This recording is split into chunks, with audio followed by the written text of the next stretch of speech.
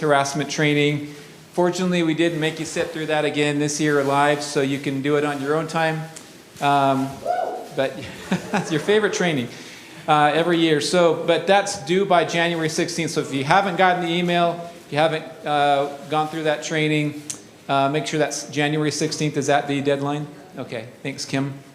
And then also, I wanted to take a second to thank Ariel. Is she here today from Fire? Can't see very well. She's up there. But we had a great employee party last month, and one of the best we've had, I think, from a lot of people's comments that we've ever had, maybe. But it was awesome, and a lot of work went into it. So thank you, Ariel, and the fire department. I want to take a second to recognize some of our new hires from the last few months. I know Todd Nelson's not here, but Marin's here, so she can take the. Yeah. Yeah. Just take a bow, you know. But I don't know if you knew, we've got a few like these power couples in the city that, or sometimes relatives, brothers, things like that, now and then. And the Nelson team is one of them. So Todd Nelson was hired as a police officer in October, and we're excited to welcome him on board. Also, Brian Hall, building inspector. Brian, yeah. An outstanding hire for the city, excellent set of skills, so we're really excited to have Brian. And you were hired October as well, I believe, right? So is Castle Leota police officer here? Can't see. No, he's working. So he was hired January 5th. And then our last new hire in the last couple months is Chris Stevens, fire engineer, who started on the 8th of this month. Is Chris here? All right, perfect. And then we had a great set of nominations for Employee of the Quarter for the last quarter of 2025. And we like to recognize not only the person that got the award, but we have so many good nominees that we just really want to make sure we recognize all of them, because we have an outstanding team in Kaysville. So Cole, Edgar, I saw Cole a second ago. Where'd you go, Cole? Do you want to just stand really quick?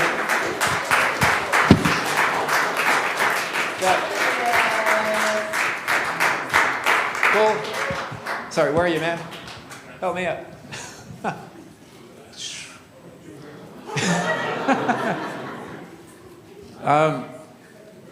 Cole's been nominated multiple times for Employee of the Quarter, and just an outstanding mechanic, great attitude. One of the things Cole's always doing is researching things on his own time. Whenever there's a problem, he's taken sometimes his own time to really dig in and deep and find solutions to different problems. I've heard that he'll go when there's a vehicle issue, sometimes even out of the city. He'll drive several miles to go help people with city vehicle issues. So outstanding. Steve Rice, Steve, are you here? You want to stand as well? Steve? Yeah, in the back.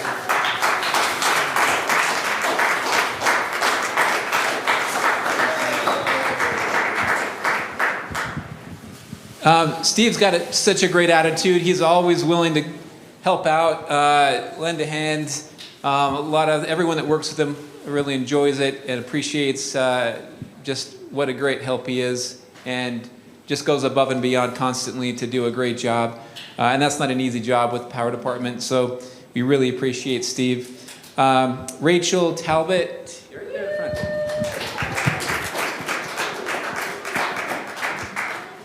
Rachel sometimes flies under the radar because she's just in her cubicle, just nose down to the grindstone, but she's got a tremendous work ethic.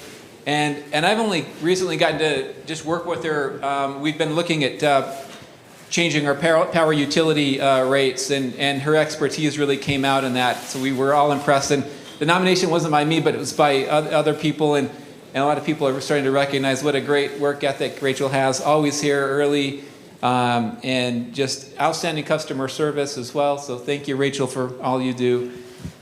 And then a recent hire, Kelby Kendall, water operator. Is Kelby here? Thanks, Kelby.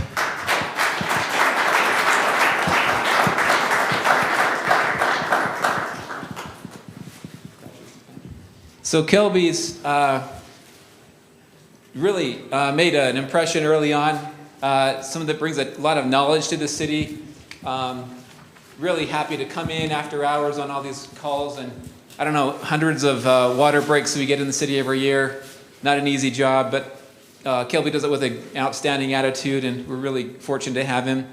Also, Katie Ellison? Katie, sorry.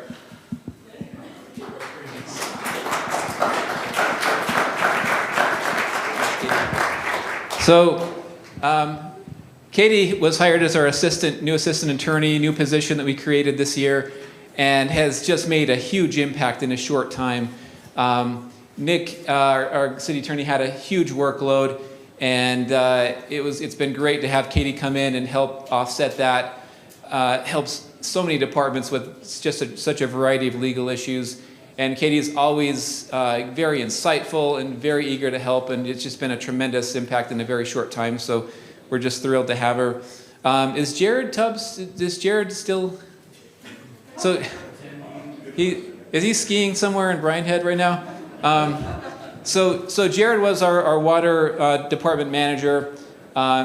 He was nominated just because he's a huge guy for us, and was for us, and we're thrilled that he got a great job down as the director for Bryan Head. Huge loss for us, but we're thrilled that he got a great gig down there, and we're going to miss him a lot. And then last but not least is Greg Phillips. And Greg, I saw you earlier. Oh, right in front.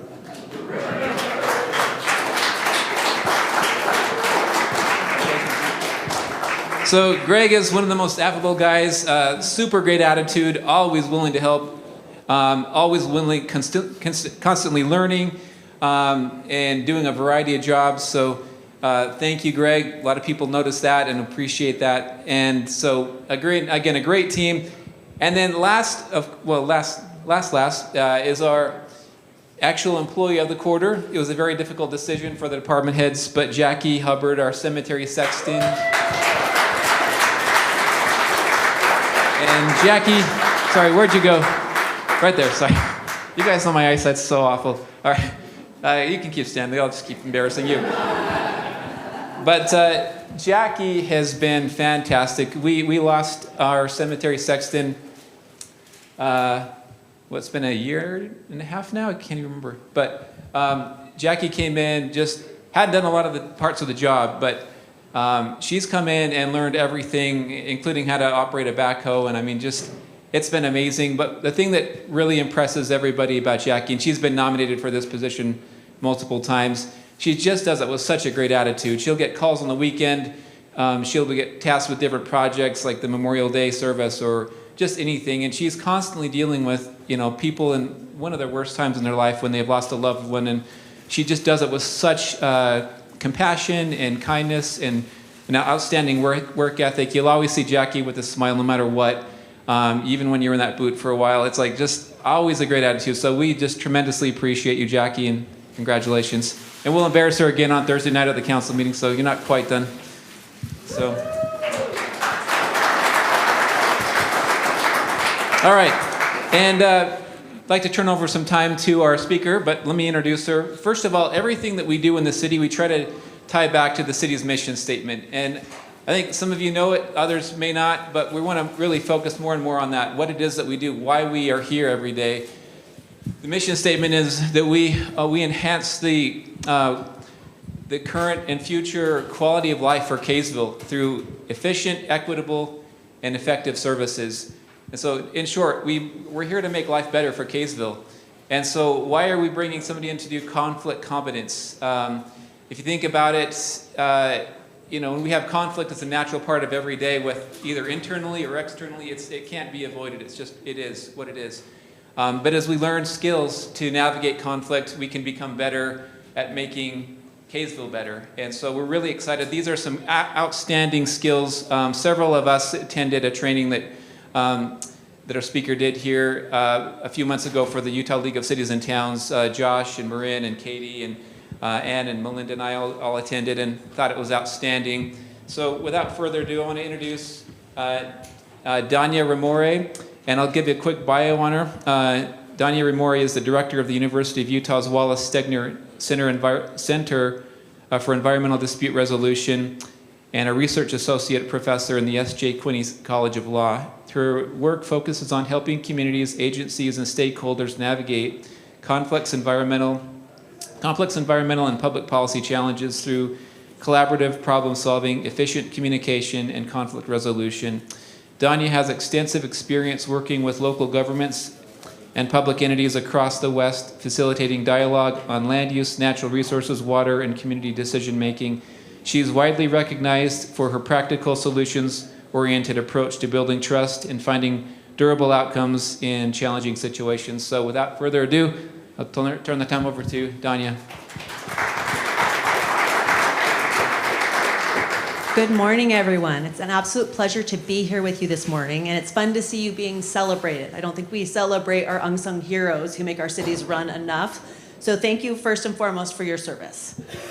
So as Jason said, I'm an expert in conflict. I love talking about conflict. It might seem a little early in the morning to talk about conflict, but hopefully you'll see by the end why I say that. So let me start by just saying a little bit more about myself, the important stuff. Many years ago, I took my first class in conflict resolution, and my immediate thought was, why does everybody not know this stuff? The basic skills I learned have radically changed my life for the better and have helped me at this point change many thousands of other people's lives for the better.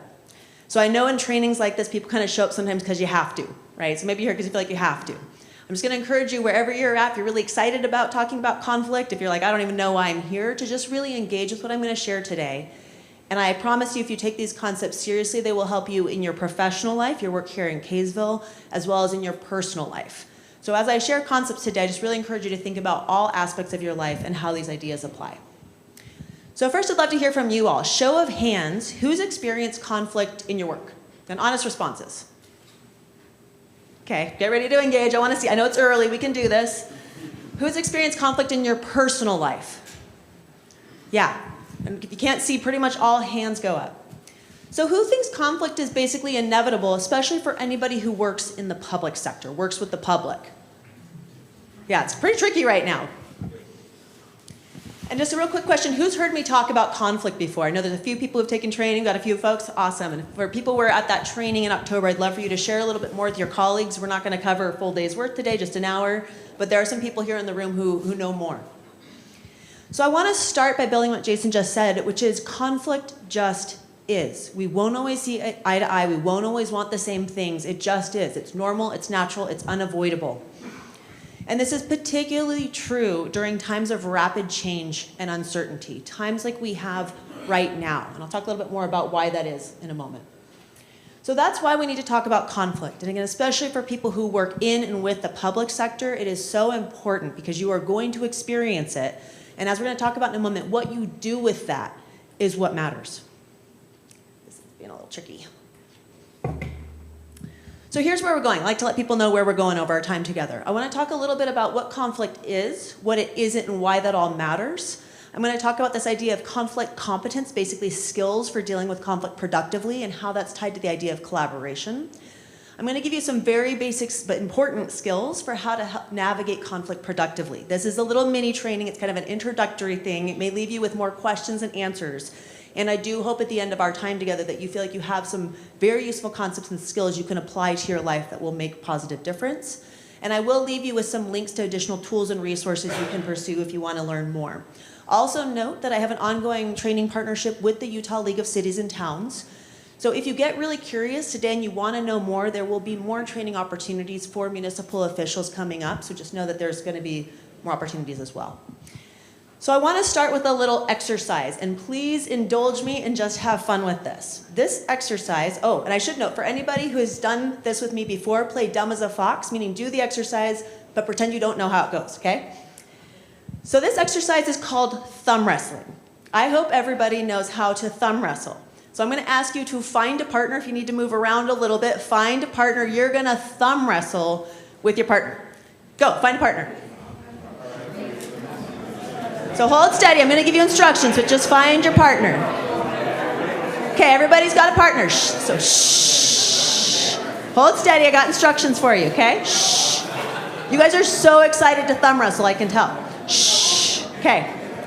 So here's how it's gonna go. When I say go, shh, your challenge is to score as many points as you can in 15 seconds, okay? So when I say go, when I say stop, you need to stop. So keep track of your points. No talking, shh. You can laugh, you can squeal, but no talking.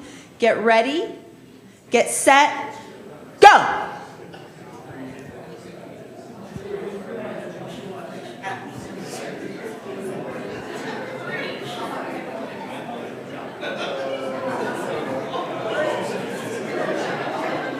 And stop.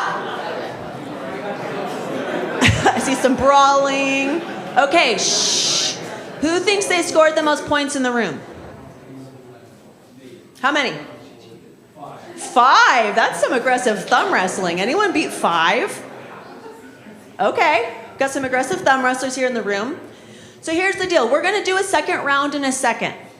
Same thing. When I say go, no talking, you'll have 15 seconds to score as many points as you can. But here's where the twist. I'm going to give you 30 seconds to talk to your partner before we do it. Okay? So you have 30 seconds, talk to your partner, and then when I tell you be quiet, okay? 30 seconds, talk to your partner.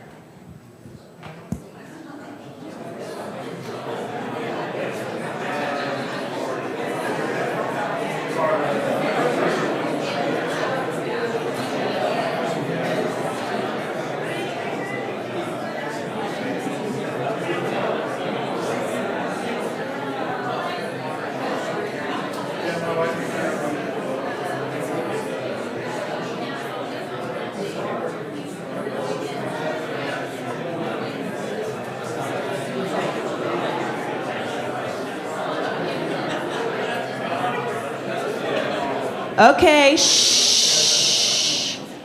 Same drill. When I say go, you start thumb wrestling, no talking. You have 15 seconds to score as many points as you can, okay? Get ready, get set, go.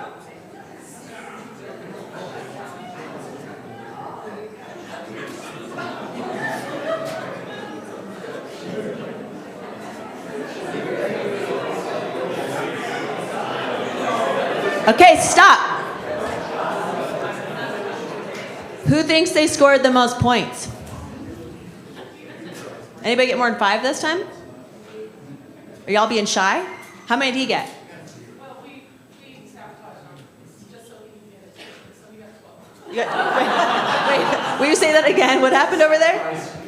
We got 12, but we did it on purpose. Okay. Well, tell me what happened. I'm going to give you this so everyone can hear you. All right. So what happened in here? You got 12? He got 12, but we wanted to do it on purpose so he'd get the attention. So we Okay. did. Well, you got attention. Okay. So, Kim, can I actually ask you to help me demonstrate something? Sorry, Kim. So I have 30 seconds to talk with Kim, and I'm like, Kim, our goal is to score as many points as we can. What if I give you one thumb, and you give you the other thumb? You can tag this one as many times as you can, and I'll tag yours as many times as I can, and we're probably going to get 40 points each. Does that sound good? Okay, let's do it. Binding agreement. Okay, so I'm just going to show you so everyone can physically see what I'm talking about. Okay, so Kim's going to tag this thumb as many times as possible, and I'll tag hers. Sorry, I'm being slow today. You got this one? Okay. Yep. And then, okay. Right, I get 40, Kim's 38. She's not as fast as I am. We get 78. Right, so I like to do this exercise with people because it shows us so much about how conflict tends to work. We also know that adult learners learn better when it's embodied. We can be like, oh yeah, that exercise, we can come back to it. So I'm going to share some exercises with you today so you can come back to them and remember how this works. So what this exercise teaches us about conflict, and I'll just note, I have worked deeply in very complex conflicts for over 2 decades. This may sound simple, but I can promise you this is how it tends to play out, even in very complex public conflicts and personal conflicts. So what happens is some issue of mutual concern, a problem or an opportunity brings us into interdependence together. In the thumb wrestling exercise, score as many points as you can as that issue of mutual concern. Kim can't score points without me. I can't score points without her. We are interdependent in that. And we have conflict because we have different needs or concerns as it pertains to that. Kim needs points. I need points. Me getting points does not give Kim points. Kim getting points does not give me points. We have different needs. Therefore, we have conflict. Where it gets challenging, why we get all bound up, is because people assume that the situation is zero sum, meaning for one person to do better, for Kim to do better, the other person, Danya, has to do less well, that there's a fixed pie and there's only so much to go around. The reality, though, is in almost every conflict, especially the more complex ones, the issue is not zero sum. There is the potential to create value for all parties, everybody involved, through working together. Right? So Kim can get 38 points, Danya gets 40, or maybe it's vice versa, or maybe we both get 40 because we're working together. The flip side is also true. There's a huge potential, and it so often happens, to lose value by not working together. Right? Who got 0 points or 1 point or maybe even 5, right? That's not 38, right? So when we get into that fighting mode, we actually all tend to lose value, and this happens with so many of our public issues. I was thinking this morning as I was driving down Big Cottonwood Canyon, I had the good fortune of living up there, right into the smog, right? We are all losing because of our air quality issues, right? There are a lot of things where we're all losing because we're not working together to solve the problem. To create those mutual gains, meaning where everybody does better by reaching agreement, we have to agree on and we have to actually implement that agreement, a joint strategy that works well for all parties. To do that, though, we have to negotiate. Kim, what's going to work well for you? Danya, what's going to work well? Okay, this works, let's do this, right? We have to find a good solution, and that's also tied to collaboration. Yes? So, just in the communication of conflict, because you negotiate, but what are the most effective ways to, I think, kind of garner the negotiation of how you're going to negotiate? Because you kind of have to have a set of or parameter of probably how we're going to talk to each other before. How do you do that without coming across as I'm trying to control the situation? Great question. So again, how do you do this without coming across as I'm trying to control the situation? I'm going to put a pin in that in other questions till we get to the end, because I'm going to add a lot of stuff and it might answer those questions. If not, we'll try to get to it. Thanks for the question. So again, we've got to negotiate, we've got to come up with a solution that works well for everybody, and we have to implement it. And to that piece, effective communication is absolutely critical for doing that. And just FYI, there's a couple seats up front if anybody's not afraid to sit in the front row. So effective communication is key to identifying the joint strategy, right, and actually implementing it. But here's where it gets tricky, because we're like, well, I talk to them, we're talking, we meet all the time, right? We're not talking about the right things. So what did you do in your little group when I said talk for 30 seconds? Usually people are like, why are we thumb wrestling? Where is this gonna go? What is she all about, right? Or, man, the air quality's terrible today, or whatever, right? You knew that you were gonna do the exercise again, right? So why not say, well, how can we get the most points individually, right? I'm not saying this is like a collective kumbaya, let's all get along. It's like, I wanna get 40 points, right? So we're gonna talk more about that, but the key thing is just talking isn't enough. We have to talk about the right things. We need to communicate effectively, and so often that's where we go wrong. And importantly, again, this is not kumbaya, let's all get along. It's more of how do we work together to solve problems. So parties have to have confidence in each other that there'll be follow through. The joke is, and unfortunately it's somewhat true, when we do this exercise in law classes, I teach in the law school, there's gonna be one group where they're like playing nice and they're like trading off, giving each other points, and at the end, one student goes for like those extra few points. When I see that happen, I say, stop, no talking, we're doing the exercise again. What happens with that group? They go right back to fighting. They're getting 1 or 2 points each, right? Because I can't trust you to have my back. You just betrayed me, right? So this is not kumbaya, let's all get along, but relationships matter. Follow through matters. So parties can and should take action to follow through. Another thing that often happens when I do this exercise is somebody's like, well, you have a faster thumb, tag mine as many times as you can. Okay, you got 40 points. So they say, we got 40 points. And I say, they got 40 points. Did you have a legally binding agreement they were gonna give you 20? Because otherwise they got a raise and you just lost your job, right? This is not kumbaya, let's all get along. These are very pragmatic skills, but relationships matter, and we have to work together to solve problems in a way that works for all parties. So I'm going to talk more about what that means, but first I want to orient us in just understanding conflict. So I first like to just frame up, what is conflict? What do I mean when I say conflict? I understand conflict, again, having worked in the conflict space and studied it for a very long time, as the intersection of different needs, wants, concerns, and perspectives that are in tension with each other and not easily reconciled. It feels like this, right? I'll talk about why this matters. By that definition, Conflict just is, right? It is normal, it's natural, it's unavoidable. We will not always see eye to eye. We will not always need the same things, right? So by that definition, conflict just is. And as we see all too often, it can be enormously destructive if not dealt with well. We have way too many examples at the national, international, local, family level of this. What maybe isn't so obvious to us, but I can tell you it's true from doing this work for a very long time, is that if we deal with conflict skillfully, it can be enormously productive, generative. We can create new and better things. We can get more points. We can innovate to deal with really tricky problems like air quality in the Salt Lake Valley. Right? So I think of conflict like an estuary, where saltwater and freshwater come together, some of the most fertile ecosystems that bringing together of difference allows us to create new things, but we have to know how to harness that. So how parties deal with conflict is what's going to matter. Does it become productive or enormously destructive? And unfortunately, I was this way. Most of us don't get taught how to productively deal with conflict. A lot of us don't even talk about it because we think it's a bad thing instead of accepting it's going to happen. What are we going to do with it? Right? So it's not on us that we don't know, but it is on society for us to teach people how to deal with it productively, because honestly, conflict is really messing society up right now. So what we call conflict competence is that skill set and an orientation to know how to make conflict productive. And I want to give you some basic insight into this today. Conflict competence, these skills for navigating conflict productively, also help us avoid conflict becoming destructive or creating what we call a dispute.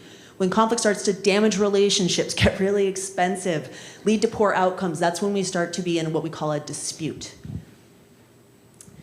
When we need to reach agreement about courses of action, right? Kim and I are like, well, we're going to do this. How are we going to do this? To get to a good outcome, to make conflict productive, we need to collaborate. And the word collaborate comes from the root of to co-labor, to work together. So true collaboration is not like we talk, we meet. Now, that might be helpful, but you aren't collaborating. Collaborating is working together to make conflict productive. And true deep collaboration is rooted in interest-based negotiation. This is not a negotiation training. If you want negotiation training, I love training people to negotiate, happy to go there. But I'm going to give you an orientation around collaboration that will hopefully help you today. And I just want to reiterate, conflict competence is a pragmatic skill set. Collaboration is a pragmatic skill set. Again, it's not kumbaya, let's all get along. There's a skill set anybody can learn, helpful for everybody, but it is a pragmatic, tangible skill set, right? So that's why we're here to learn this. I meant to mention, I will share these slides, so these will be shared with everybody, so don't feel like you have to take notes or take pictures unless you want to, but just know the slides will be coming. So if we understand conflict that right way, that intersection of different needs and wants, tension with each other, that are difficult to reconcile, then we understand conflict just is, and we have different ways we can deal with conflict. And it's really important because that means we can resolve that conflict over a fun conversation in the hot tub, right? Or we can let it devolve all the way to war. And unfortunately, we have way too many examples of where conflict is, we're not dealing with it productively, it's heading in the war direction, or it is full out, literally war. There are a lot of unproductive ways of dealing with conflict, right? These are not conflict itself, they are unproductive ways of dealing with it. Often there's a lot of people just like, I'm gonna avoid it. I'm gonna pretend it's not happening, right? It's so uncomfortable, I just want it to go away. We do that for a reason. So being compassionate with ourselves, but also understanding it doesn't make the conflict go away. As people who have experienced avoiding probably know, it tends to fester, it tends to lead to more problems. Right? Arguing, fighting, violence, and again, war, kind of the far out, are not productive ways of dealing with conflict. They lead to destructive outcomes. They're not good for us. We know that. The problem is a lot of us associate those things with conflict itself, and we don't realize that when conflict happens, we have a lot of different choices for how we could deal with it, some more skillful than others. So again, conflict competence is really this ability to deal with conflict skillfully, to make conflict productive and avoid it becoming destructive. And I want to emphasize, because a lot of people have some connotations with words that are not helpful, conflict competence is not just being nice, right? You can be kind, but you've also got to be firm. You've got to stand up for your interests. You've got to stand up for problem solving. So the goal is kind and firm, not like, I'm just going to be nice and pretend this isn't happening. It's also not compromise. I'll explain that more in a moment. But actually just a show of hands, who hears the word like you, or hears you need to compromise and is like, I'm super excited about that. Anybody feel really excited when I'm like, you need to compromise? Yeah, no, because it means giving up something really important to you. And I want to be really clear, there is another option. And one of the reasons we struggle with conflict is we think compromise is the best solution, but we know it doesn't feel good, right? Conflict competence is also not just disagreeing better. I am grateful that Governor Cox has really tried to promote this idea that we can have civil discussion about difficult issues. That's a first step. However, let's say we disagree better, we have a civil discussion about how we're going to deal with land use, and then you do something that really messes me up. I'm going to be mad, right? You didn't solve my problem. So just disagreeing better isn't enough. Conflict competence goes beyond that. It is also not sit down, shut up, and get along, right? It's not just play nice with each other. It will help you get along because you will work together to solve problems. But it doesn't feel good to basically be told your interests don't matter, sit down, shut up, and get along. That's not what we're talking about. So let me illustrate the idea of conflict competence with a story. And again, I give you the thumb wrestling exercise. I'm also going to give you this story. It's the story of the orange, hence why there's a big orange on the screen. And I want you to come back to these in the future when you're in conflict situations and be like, this is like the thumb wrestling exercise. Like, ooh, story of the orange. And I've trained at this point pretty close to, I'd say, over 10,000 people. And a lot of them come back to me and say, man, the story of the orange, like when you first said it, I didn't believe it, but then I started to see it everywhere.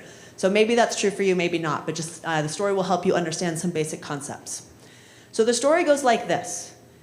2 teenage kids are in the kitchen fighting over the last orange in the kitchen. Mom comes in, she's had a long day at work, it's Mother's Day, and she just wants to have a peaceful Mother's Day, and instead her teenage kids are fighting. She finally grabs the orange, cuts it in half, gives them both a half of an orange, and says, kids, there's one orange. Half an orange is clearly the only fair solution. If you have kids, you've maybe seen this before, they look at each other, they throw their orange at each other, and they run out. They're pissed. Right? So mom's like, whoa, what just happened? Clearly that was the only fair solution. So she calms herself down, and she goes and talks to her daughter. And she says, hey, honey, why are you so upset? Clearly half an orange was the only fair solution. And the daughter's like, Mom, I needed the rind of a whole orange to make Grandma's muffin recipe for you for Mother's Day. I wanted to do something nice for you for Mother's Day. And half a rind isn't going to be right. It won't make the recipe correctly. And I was like, okay. She goes and talks to her son. She's like, honey, why are you so upset? And he's like, Mom, I needed the juice of a whole orange to make this marinated steak recipe I learned in home ec. And half an orange won't do. And I was like, oh my gosh, if I just asked them hey kids, calm down. What are you hoping to do with this orange? We would have realized we didn't even have a conflict, right? One needed the rind, one needed the juice. The problem is the kids were being positional. I need the orange, instead of talking about the right things, right? So we can imagine a couple different scenarios. One being the mom had just come in and asked them why do you need the orange? We don't have a problem. Right, another would be the kids come in and they say, hey, you're wanting the orange, I want the orange. I'm trying to do something nice for Mom for Mother's Day. What are you up to? They both realize they both want to do something nice for Mom for Mother's Day. And they're like, oh, cool. Let's work together, make our recipes, clean up the kitchen, and buy Mom some flowers together. Right? Instead of coming home to fighting kids, Mom's really excited, right? This is awesome. My kids are getting along. Look what they did together. Right? So when we don't talk about the right things, when we focus on positions, we so often act in ways that go against what we really wanted to achieve, what really mattered to us. We're going to call our interests. Let's imagine a more complex scenario where both kids need the rind of the orange, right? If they got creative, they might say, well, I heard Mom saying she wanted to try to make that recipe with the rind of a lemon. Should we try that? Mom would probably be pretty excited, right? So creative solutions can get us out of what seems like intractable problems. And again, the more complex the conflict, the more true that is. So I love this story because, again, it shows how we tend to approach conflict and how we go so wrong. And again, I can tell you many real-world, very complex conflicts where that's exactly the problem. We are being positional, and we're not focusing on our underlying interests. So that story helps us kind of think about that, but it really drives home the need to focus on interests, not positions. So one of the key skills I want to leave you with today, and it's going to be awareness, you will have to keep practicing to really build it into your life, is to focus on interests, not positions. So what an interest is our fundamental why.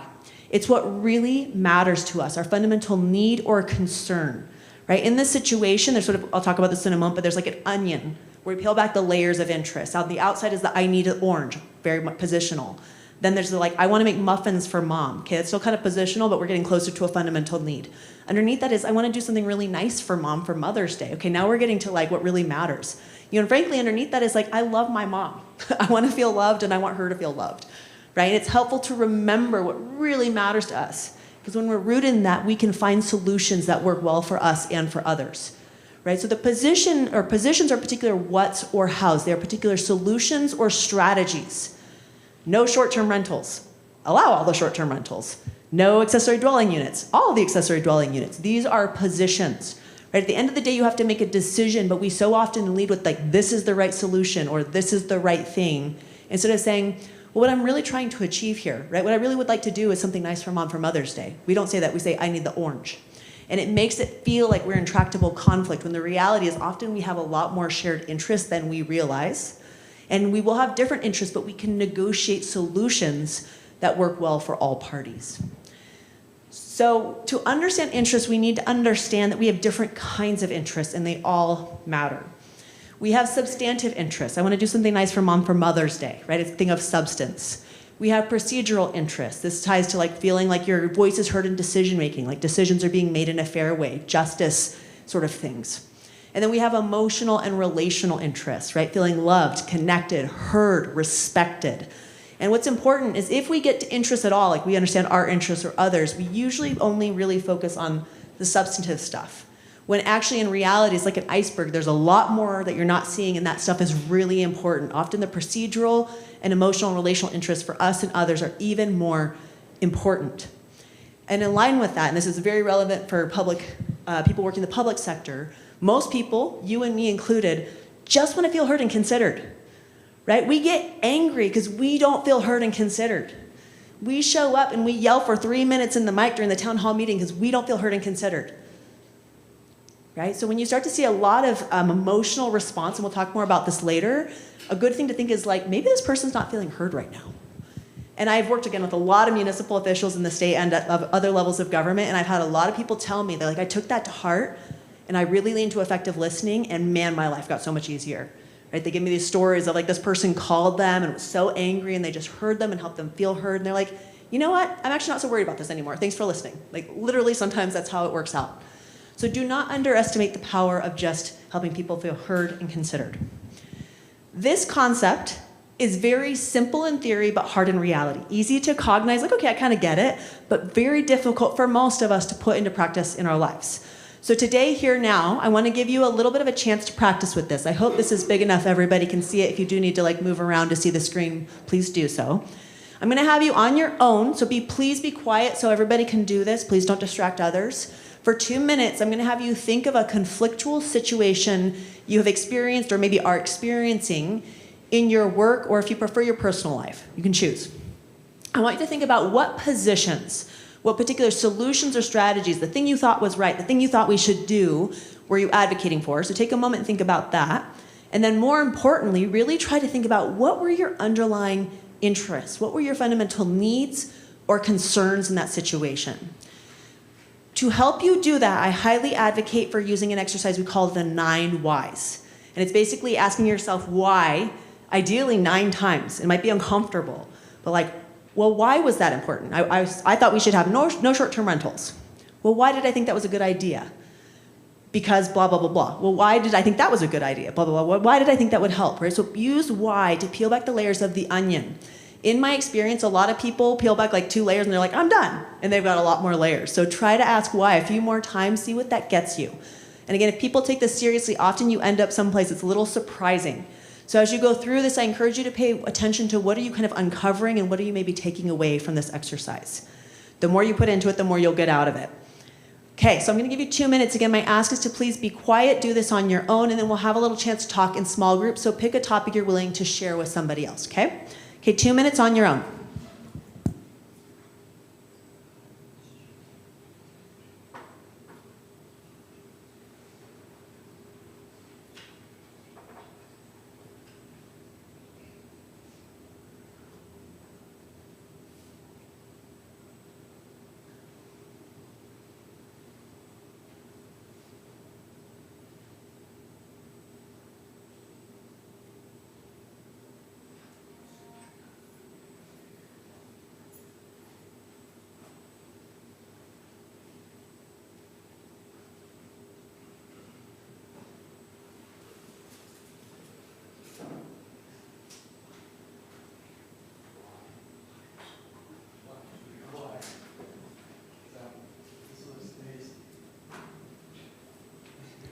Gonna request to be quiet for just another minute or so.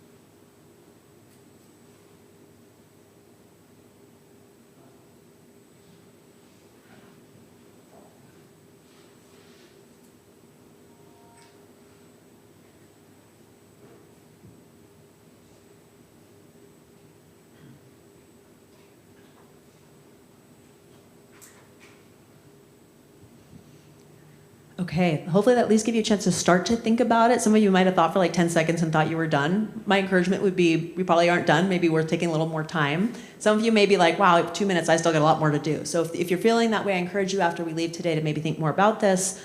But for now, what I'm gonna have you do is get into groups of no more than 3. I actually encourage 2. It will give you more time to really discuss. And I want you to just talk with each other of like, what did you uncover or discover, and what are you taking away from that exercise? And maybe if you just really struggled with it, or you're super unclear about differentiating interest from positions, you can help each other get more clarity. I also encourage you, as you're listening to the other person, this is a great chance to practice your listening, you may get the sense like, I feel like there's something deeper. So you might ask them like, well, let's go one more why. So help each other learn, try to apply this concept, okay? Please make sure everyone has a chance to share. I'm gonna give you 8 minutes together. Just be mindful of the volume because there's a lot of people in this room. Groups of 2 to 3, 8 minutes, make sure everyone has a chance to share. Have fun putting this concept into practice.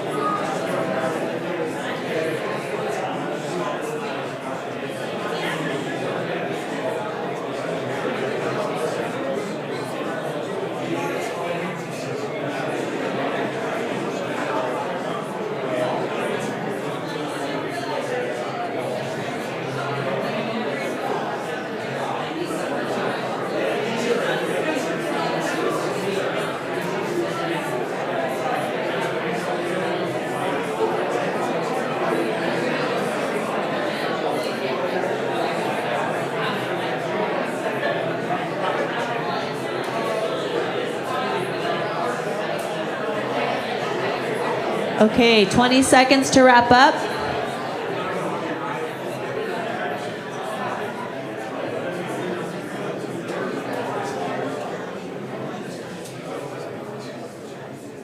Okay, everybody, thanks for chatting with each other. With these skills and concepts, what you put in is what you will get out. To really take this to heart, it actually takes a lot of self-reflection. The deeper you dig, the more gold you're going to get. So I just want to note that, again, that's kind of how it works. So I'd love to hear from you all. What's true for you is true for you, so only share what feels true. I'd love to see a show of hands. Who feels like they got some greater clarity on what really mattered to you in that conflict situation through working on your own and/or in groups? Show of hands. I'd love to see some hands if it feels true. Okay, I'm seeing a number of hands. Again, if you didn't, no judgment, but maybe didn't dig deep enough. I'll be honest. Like, I do this all the time, and sometimes I'm still surprised what I get out of it. Who found that 9 Whys approach helpful? Who's like, wow, that really unveiled some new stuff? Again, I'd love to see a show of hands if that feels true for you. I've seen a lot of hands. I use this exercise all the time in my life. Again, I've trained a heck of a lot of people, and they come back to me and like, man, that 9 Whys is so helpful. So again, I just encourage you to engage with it. Whatever's true for you is true for you. What's helpful for you is helpful for you, but at least give it a try. Who thinks that separating interests from positions, like, that's super easy? Show of hands. It's like, that's super easy. Okay, some people are like, man, maybe it comes naturally to you. I do know some people feel like it's easy, and then they come back to me and they're like, I didn't get it at all, and now I realize it's hard. So again, whatever's true for you is true for you. Who thinks it's kind of challenging or found it kind of challenging? You know, I know I teach this stuff all the time, and sometimes I'm like, man, like, I thought I was clear on my interests, and I was not. Right? And part of that's because it does take a lot of self-awareness and self-reflection. That can be kind of hard for us. Sometimes it unearths some kind of hard to see things. Sometimes I'm like, wow, Danya, that was just ego. Why did I want to be right? Because I wanted to be right, right? Okay, that's the ego, right? So why did I want to be right? Oh, because I had a lot of ego there, and actually what I need to do is just listen.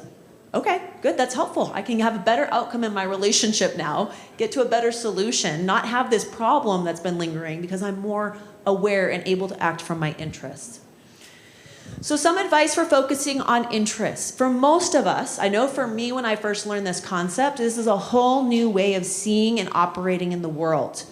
The words we use create the world we see. If we don't see a difference between the orange and what really matters to us, we can't get more defined in what we really need, right? So this is going to help you give a lot more clarity and a place to operate from. But for most of us, it's going to be a little bit of a changing our mind. Our minds are plastic. They can change over time, but we have to rewire neural pathways.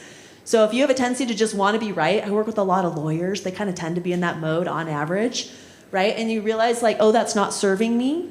It's not going to change overnight. You've been doing this thing for a long time, right? Or you have this relationship that's played out in the pattern for a long time. So be compassionate with yourself and others as you try to rewire your brain and do things a little different. Again, I've trained a lot of people. I can tell you from a lot of evidence that if you take this to heart and put it into your practice, put it into practice in your life, it will be very liberating and empowering. A lot of what you experience as conflict will no longer be hard. It will no longer be conflict. And when you actually have conflict, you will be able to work through it in productive ways that get you and probably the other person a good outcome. Understanding interest is truly like peeling back the layers of the onion, right? That's why the 9 Whys is so helpful, because you're going to kind of have to peel back to get to that nugget in the middle. When we do that, if we dig deep enough, we will find that at the heart of our onion is the desire to survive and to thrive. And the problem is when we get positioned, we often behave in ways that get in the way of our thriving, right? Like I just pissed off mom because I was fighting with my brother. Now mom's mad at me, and now like everybody's just mad. That's not good for thriving. But it can also get in the way of our surviving. We have a lot of people behaving in ways right now in society that they're creating violence, right? They're making places unsafe. It's because we're not actually focused on what really matters. And I'm going to talk a little bit more about some of those dynamics in a moment. This concept applies to all parts of your work and your life. I love that a lot of my graduate students, when they learn, they're still like, man, now when I read the news, I'm like, position. Oh, that's okay. Maybe there's an interest there. That's a position. Right? You're going to see that a lot of people are operating, especially in the political sphere, in a very positional way, but it's true in all parts of our life. When you start to focus on interest, it influences what you advocate for, right? Are you pushing for, again, no accessory dwelling units, right? Or are you pushing for, I really want people who work in this community to afford to live here, and let's explore options for how we're going to make that happen, right? What are you advocating for? Also, how you frame conversations, right? Instead of being like, you're wrong, position, you're going to say, I'm concerned about the perspective and here's why, right? Or here's what really matters to me. What can we do about this?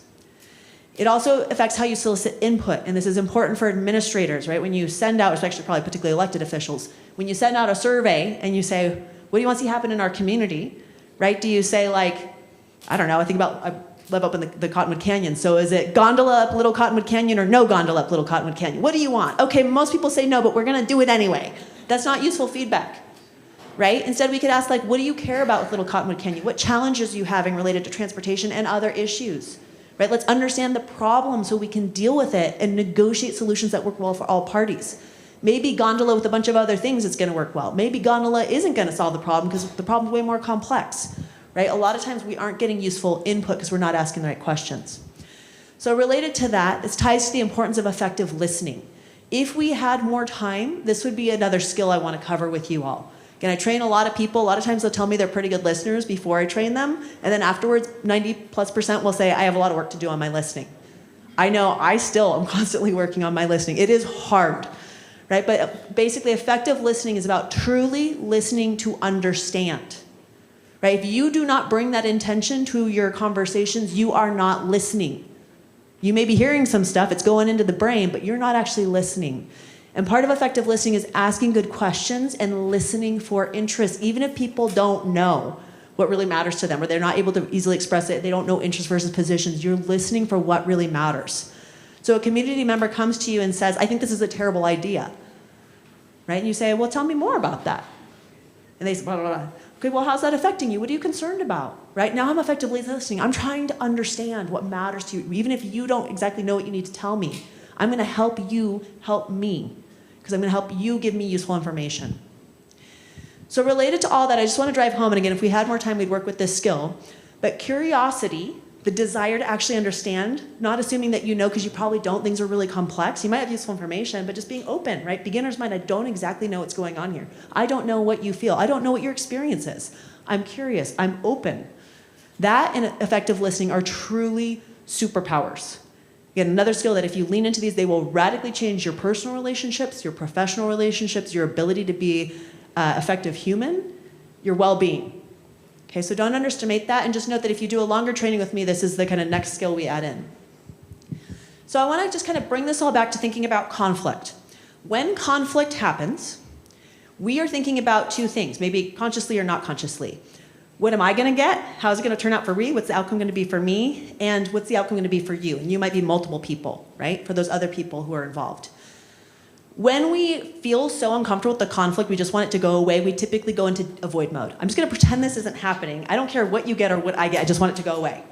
Right? And a lot of us have learned that mode. We learn our conflict styles often very early in life. They're kind of how we make it through our childhood, but they may not be serving us as adults, our default modes. Right? So when we avoid, we actually don't resolve the conflict. It usually festers. It creates a bunch more problems. And like you lose value and I lose value. That's kind of like, let's just not even thumb wrestle at all. I'm afraid one of us is going to lose. Okay, we've both got 0 points. That's avoiding. Right? Competing is where you're like, I don't care what you get. I want to win. Right? And I work with a lot of lawyers. They get trained to be in that mode. It is part of why our legal system is not working super well. It's part of why our politics is not working super well. Right? Because it's basically based on this idea, this zero-sum thinking that to do well, you have to do less well. I'm going to win. Right? So that gets you into the compete mode. We have experienced people who are in compete mode. They want to be right. They want to win. Right? Accommodate is basically a version of avoiding, but it's like, I will give you whatever you want to make this conflict go away. Right? Here is the shirt off my back. Please just make this conflict go away. Compromise is that like, well, you get a little, I'll get a little. Kind of like, well, bottom of the barrel solution here. So everybody's like kind of happy, but not really happy. Right? Cutting the orange in half. When we actually are talking about true collaboration, we're saying, I want you to meet your interests. We have to focus on interests, not positions. And I want to meet mine. And I'm not stuck in a zero-sum mindset. I think if we get creative and work together, we can do that. And again, I can tell you there is so much evidence from so many different conflicts that this is the case if we get in the right mindset and we have the skills. When we start to say, I want you to do well, I want me to do well, what are your interests, what are my interests, what can we do together to meet these interests? We co-create. Right? We can create new and better things together. We get into collaboration. We push out into that top right-hand corner. When we start collaborating, kind of the sky's the limit on what we could create together. And more often than not, we're like, well, actually, we could kind of do this thing that's going to help you if you do this thing that's going to help me, and we kind of keep building. And if you think about this like a mathematical graph, it's in that top right-hand corner where we have the most value. Right? You're capturing the most value. So come back to the story of the orange. right? If the kids were just like, oh, you wanted to do something nice for mom for Mother's Day, and I wanted to do something nice for mom for Mother's Day, what can we do together? All of a sudden we have muffins, we've got marinated steak, we've got a clean kitchen, we've got flowers, mom's having a great Mother's Day, right? Mom wants to do, like, take them out and go to the amusement park because she's so happy, right? Like, we are building together. So tying this into collaboration, I want to be really clear that collaboration is, again, not just being nice, it's not all let's get along, and it's not compromise. It is a very pragmatic approach that's based on interest-based negotiation. Basically, how can we negotiate a solution that meets your interests and meets my interests? And again, just to add some more metaphors around this, because metaphors can be helpful. If you think about compromise, it's basically, let's take some hot water and some cold water, let's put them together, we've got lukewarm water, and that's really not very exciting, right? We're not super excited about that. I'd rather have my hot water. When we're really talking about collaboration, we're talking about, well, you have some bananas, and I've got some flour, and you've got some butter, and like, what if we put these all together? What could we create? Oh, now we have banana bread.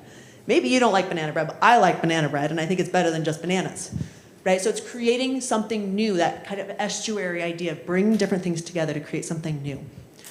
So collaboration is really all about effective problem solving, right? How do we actually solve this problem? How could we work together to reduce the air quality issues in a way that works well for us? We have different needs. Okay, cool, right? But this sucks. This is bad. We don't like this. What can we do together, and how can we solve other problems along the same way?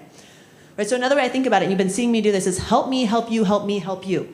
Okay, well, if I meet that need, what can you do for me? Not in a taking way, but more of, well, if you meet this need for me, then I can do this for you. We are creating, co-creating together. So, okay, that all sounds great, right? Like, yeah, that's whatever, that sounds great, but this is hard. There's a reason this doesn't happen all the time. There's a reason this isn't just the way we do things. But I have to say, like, as somebody who's taught a lot of people this stuff, practices it all the time, sees how helpful it is, how much better it's made my life, how it's helped me be a more effective and happy human, I had this question of, like, why is this so hard for us? Why is this not just the way we do things around here? So I really pondered that and studied that for the last 10 years, and what I've come up with, where I've landed, is that a core part of the answer is the fact that we see conflict as a problem is the problem. And let me explain what I mean by that. First, though, I want to ask you, physically show me, like, act this out. How do you respond when you feel threatened? If somebody throws a punch at you, how does your body want to respond? Show me. Go for it. No, don't grab the gun. Fair point, though. Fair point. Right? Fair point. Point taken. Okay, everybody else. No weapons involved. How does your body want to respond? How does your body want to respond? Show me. I've got people tucking in. I've got people kind of blocking. What else? Do you have any punch back people? I had somebody tell me, an elected official, she's like, I just want an uppercut. And I was like, okay, all right. Right, so when we feel threatened, our body is literally wired to say, I want to survive. Our nervous system kicks into action. Our amygdala basically says, I'm threatened now. I'm going to take over and put you into survival mode. Our prefrontal cortex, the part of our brain that is responsible for rational thinking, creative thinking, listening, all the things that we need to do to work through conflict productively, goes offline. Because your brain's basically saying, I need to survive now. I don't need to creatively problem solve. I need to survive now. Right? So you literally have a nervous system response that says, I need to stay alive now, and it makes it almost impossible to productively work through conflict. So when we feel threatened, we tend to go into defend and attack mode. There is a nervous system reason for that. That is how you are wired, right? Bear in the woods, you should run away. So that tends to show up as fight, flight, freeze, or appease behaviors. The problem is conflict is not a bear in the woods, right? When your partner says, I disagree with that, that is not a bear in the woods, but your nervous system is like, oh no, bear in the woods, right? And it basically makes us behave in ways that are gonna escalate the conflict, get us bad outcomes. So this leads to what I call the downward spiral of destructive conflict, right? We very subconsciously, usually, we experience conflict and our brain kind of says, oh no, threat, this is a problem, conflict is bad, I don't want to have conflict with my kids, oh no, right? And then we start to have this whole nervous system response. We call it dysregulating. We start to get dysregulated. When that happens, we are just by nature going to deal with conflict poorly, right? When that amygdala flares up and puts a bunch of hormones into our body, you can't do the things you need to do. So that's why you end up like yelling at somebody you love, why you were in a meeting and all of a sudden you disassociated and for a few minutes you don't even remember what happened, right? Or you left a conversation, you're like, I can't believe I did that. That was so unproductive. That is dysregulation, right? We've all experienced it. I've experienced it. It still happens, right? I know it's happening now, which is helpful. But like basically you can't choose rationally at that point. So when we do that, we tend to get bad outcomes, right? You yell at somebody you love, they get upset, they run out crying, It doesn't help the relationship. It doesn't help solve the problem, right? Or whatever that might be. So when that happens, then we have a tendency to reinforce our perspective that conflict is bad. Like, well, that sucked, right? And we just deepen that spiral, right? This is also true of like when we deal with conflict unproductively, we tend to escalate things and tends to make the conflict seem worse, right? When actually maybe it was a little thing, but all of a sudden it's blown out of proportion. So the opposite is also true and possible. If we can say, conflict can be really uncomfortable because I'm worried something bad could happen. We have an innate fear of loss. Right? It might be uncomfortable, but I know if we work through this skillfully, we can actually get to someplace better, right? When you can hold that mindset and learn to manage your nervous system, then you can deal with conflict productively, right? You can focus on interests, not positions. You can take a little time and come in prepared. You can make sure your nervous system's in a good place before you have a difficult conversation. You can listen. You can creatively problem solve. When you do that, you are more likely to get a good outcome from conflict. And the more we do that, the more it will reinforce conflict it can be uncomfortable, but it's not so bad. And look how good of an outcome we got through working through it skillfully. And you get this virtuous cycle. It gets easier and easier. So related to that, one thing I want to really drive home, and this is so important right now, is so much of what we experience as conflict is not conflict. There's not actually different needs and concerns. It's just dysregulated humans, right? It's people who feel really afraid. This is really true for people in law enforcement. Right? It doesn't mean that you don't have to do your job. It's just that you probably deal with a lot of dysregulated humans. Nervous systems are way out of whack. Right? But it's true for people who show up again and they yell in the microphone because they are so afraid of what's happening in their community. And they want to feel powerful. And the way they know how to feel powerful is to get up and yell.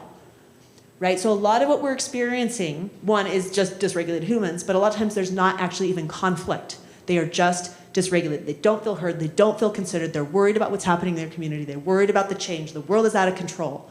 Right? This is so relevant right now. I think most of us are living in at least a mild, if not extreme, state of dysregulation. We're not sleeping enough. We're not eating well. We're not moving our bodies enough. The news is really scary. The world is changing really fast. Right? So to hold compassion for that, but to also recognize when someone is just dysregulated, this is true of your kids, this is true of your partner, this is true of people in the public, we don't need to negotiate solutions. We need to help them feel heard, considered, and help them kind of, it doesn't help to say calm down. That's not a good thing to do, right? That's not what you do, but you need to help them calm down. I can hold space for that. It might literally be like, this is a hard conversation. Maybe we want to take a few minutes before we come back to it, or maybe we need to come back to it tomorrow, right? I want to give some space. I'm feeling myself get a little dysregulated. Can we take a little space? Because literally once your amygdala starts to flare up, it's, for most people, I think a minimum of about 90 seconds before you can even bring it down. That's even if you recognize it's happening. A facilitator I work with, she's like, for some people it's 30 minutes, right? But we need some time literally for our body to come back into regulation. So my key advice for you, you can't control other people, you can manage yourself. Do not pass go until you are well regulated, right? You need to have a difficult conversation with somebody or something that might be difficult. Or you got to work through something, you need to negotiate some solutions. Really check in on your nervous system, right? Are you calm? Are you present? This is another skill that if you do a longer training with me, we focus on, because you cannot do the other stuff if you can't be here and now.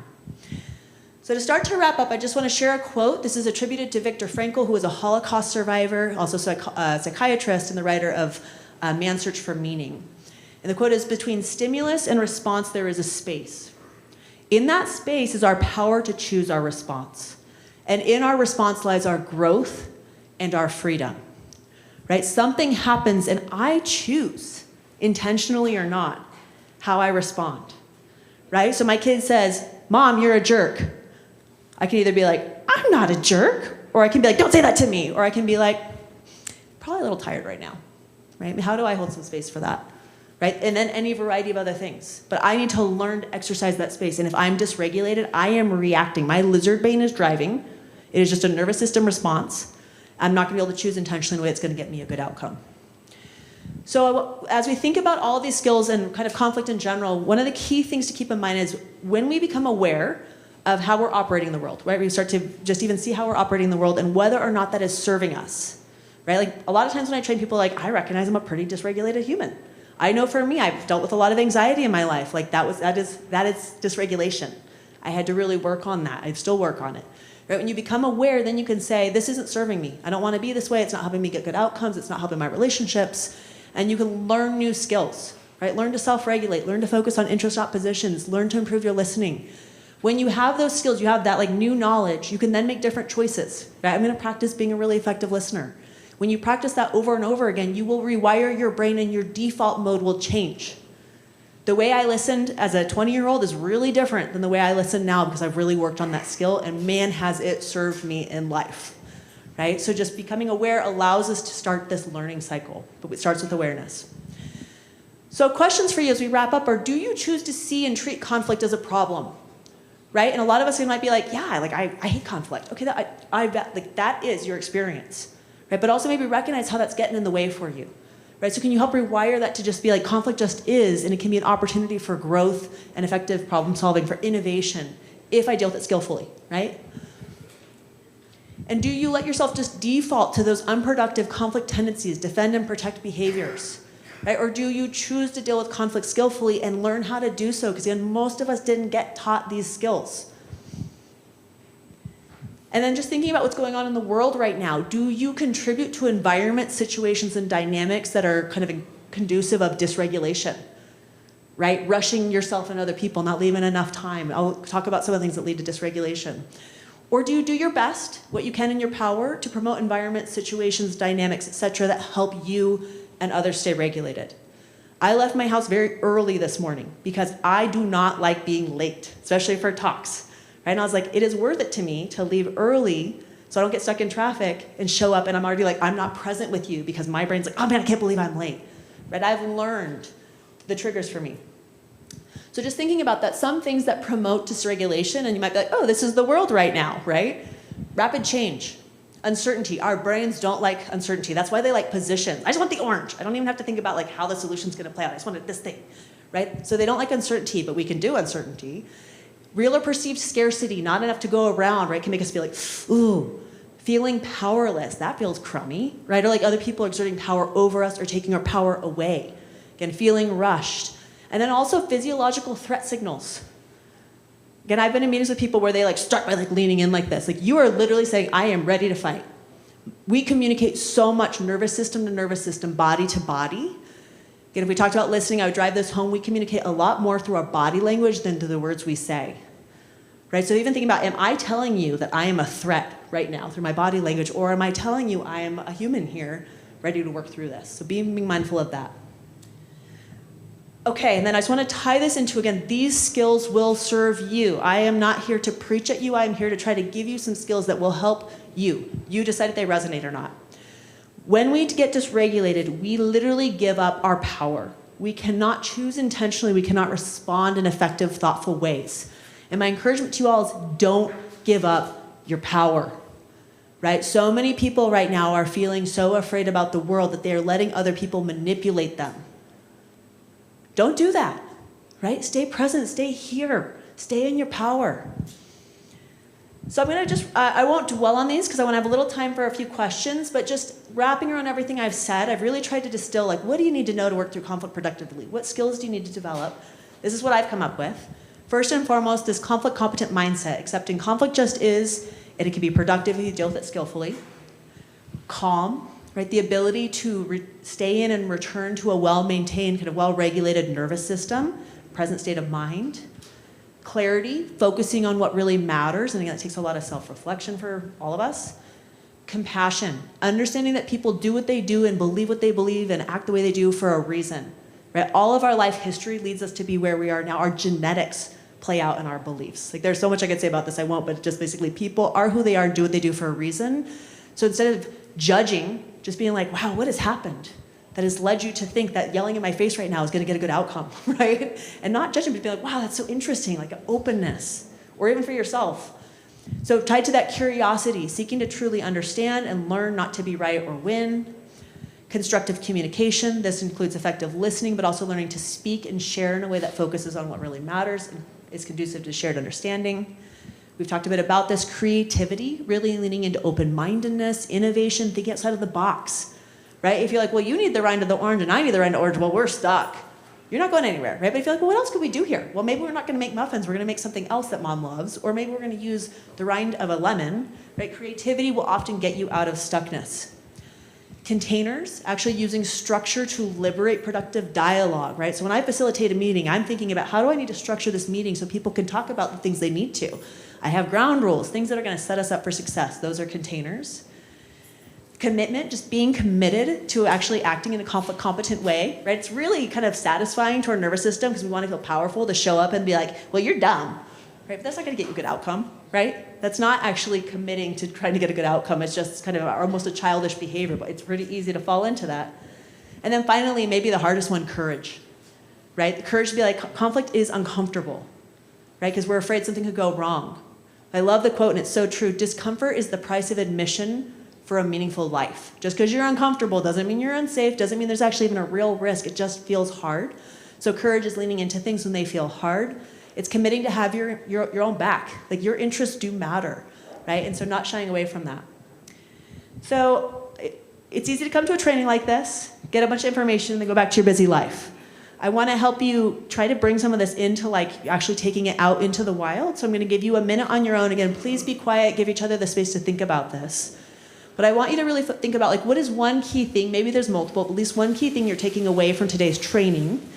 And importantly, what is one concrete way you could put this into practice in your life?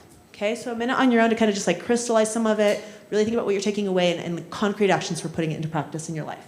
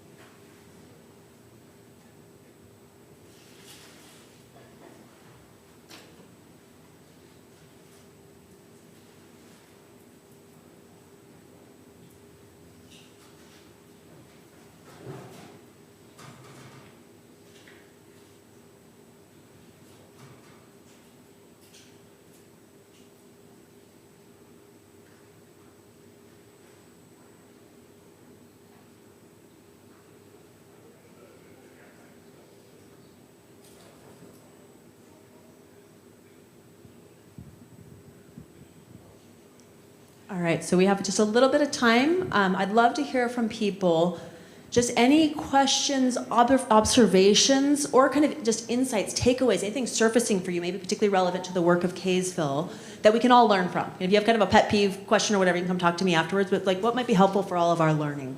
Questions, insights, ahas. Yeah. Mike Tyson said something like, everyone's got a plan until they get punched in the face. Yeah. And I think that's what happens sometimes in conflict where, we get threats and we immediately turn the rational part of our brain off and we go into fight or flight. So what are some strategies or things that you say or do in a situation like that so you can kind of give your brain a chance to reset before you kind of go off into fight or flight? Such a great question. And again, like this is sort of the crux of it, right? Because if you do that, you can't do all the rest of it. You can't listen effectively. Like if you dysregulate, you can't do the rest of it. So if you can't learn to do this, you're going to be in trouble. So a few things that will help. One, becoming aware of our nervous system. Most of us have no clue. Like we have not tuned in, we haven't checked in. We might be like, oh yeah, I do that, right? But you've never really thought about what's going on with me. And I find that both very liberating and empowering. Because I'd be like, okay, well my nervous system is wired to do a certain thing. That would explain why I've been doing this really unproductive thing. But I have this great ability as a human to have metacognition. My nervous system can actually pay attention to what my nervous system is doing and change it, right? So that's step one, is just starting to pay attention. Step two is learning to anchor yourself in a state of regulation, right? So that's everything from, are you sleeping well? Are you eating well? Are you exercising well? Are you doing the things that you need to help calm your nervous system, right? And even paying attention when it starts to get really amped up, like learning how to calm it. So just even learning some self-regulation techniques is really helpful. Again, if we had more time, we could talk about that. But you could literally just like do an online search for like self-regulation and a bunch of good stuff's gonna come up. You decide what resonates for you. So those things will help because if your nervous system's already kind of on the edge, little things will push you over the edge. We've all been that way. You come home from work and your kid says something and like you fly off the handle and then the next day you're like, why did I do that? It was so touchy, right? Because your system's already kind of strained. So then the third thing, and this ties to becoming aware, is like just starting to see that happen. Right, so sometimes you see it after the fact, where you're like, wow, I can't believe I just yelled at that member of the public. Like I've literally watched planners in public meetings yell at members of the public. Not productive, right? But they got dysregulated, right? So a few things there. One would be apologize. Own it and apologize. Wow, I'm sorry, I just realized that was not a very productive way to deal with that. Let me try again, right? Or I realized that conversation we had yesterday, I was not in a good state of mind. I am sorry. I don't even remember what I said, but I'm sure it was terrible. Can we try again? Like, I love my sister with her kids has the policy of you can have a redo, right? So they come like, Mom, I hate you. She's like, would you like a redo? Right? And a lot of times they don't in the moment, but later they're going to want it, right? Because their nervous system calms down. They're like, that was not productive, right? So the kind of learning to be humble and that it's not to be right, but to get it right. And sometimes that means apologizing or owning, naming, and claiming and dealing with it. That's a big one. So it's a few techniques. There's probably more we could say about that, but I want to take a few more questions. Yeah.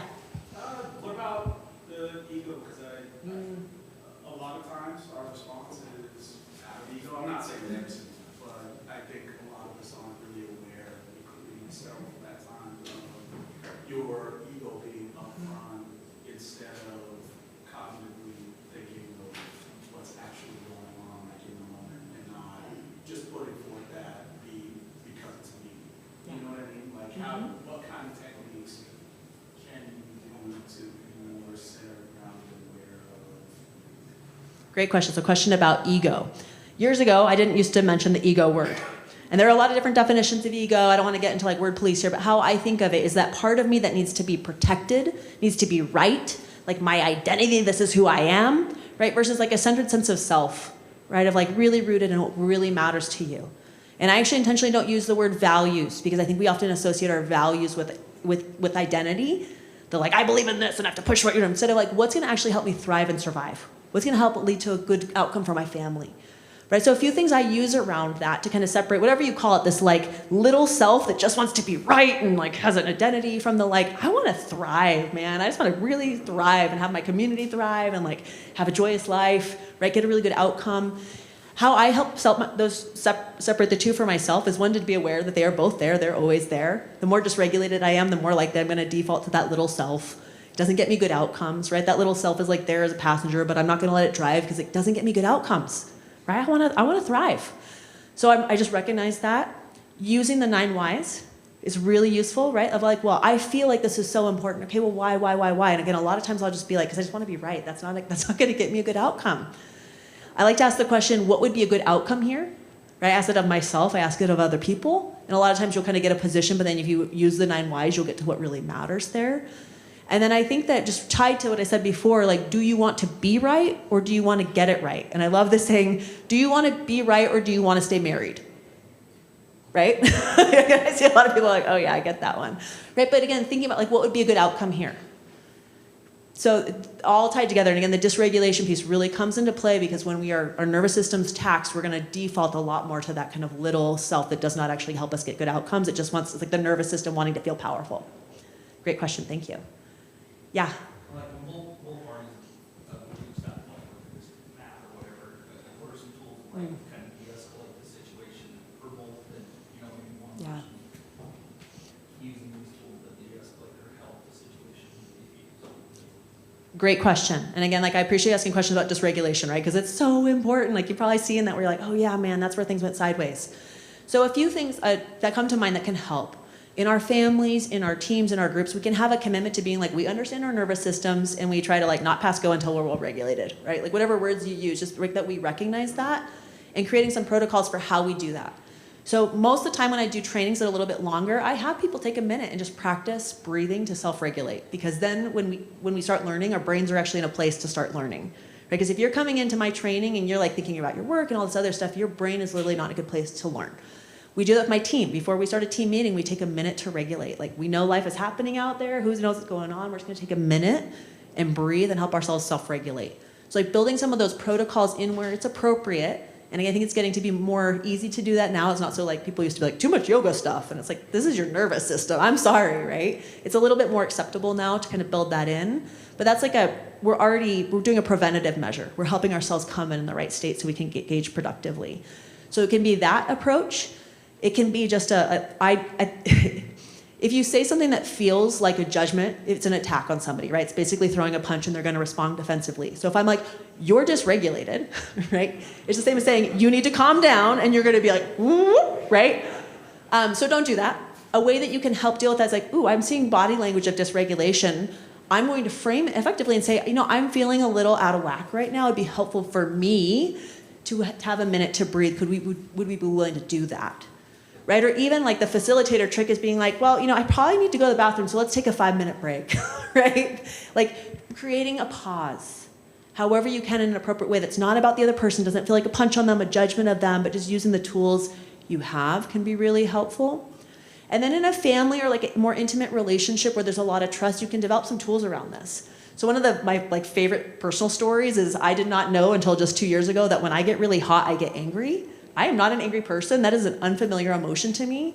But one time skiing with my partner, I got really hot and I just started being like, why are you skiing ahead of me? You're being such a jerk. Like, I don't do that. He's like, what is going on with, who are you? Right? And after the fact, he was like, what happened?